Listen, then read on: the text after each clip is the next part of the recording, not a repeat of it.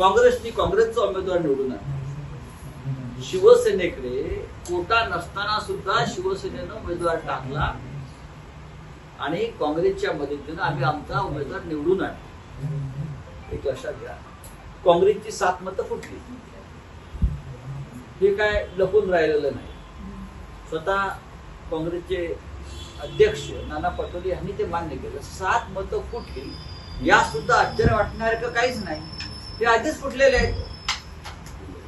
मागच्या विधान परिषद निवडणुकीत चंद्रकांत हंडोरे यांचा पराभव करणारे हेच 7 लोक आहेत. चंद्रकांत हंडोरे हे जे निवडणुकीत पराभूत झाले 2 वर्षापूर्वी, तेव्हाही या 7 लोकांनी बेमानी करून आपल्याच उमेदवाराला पाडलं. त्याच्यामुळे आम्हाला फार मोठा धक्का बसलाय किंवा महाविकास आघाडीला धक्का बसलाय हे मानण्याची गरज नाही.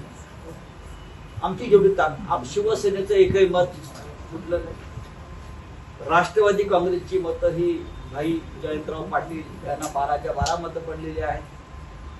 आणि काँग्रेसची जी मतं होती 7, वारंवार सांगतोय, ती गेल्या 2 वर्षापासून काँग्रेस बरोबर नाही. ती कागदावर आहे आणि ती नावांसह समोर आलेली आहे.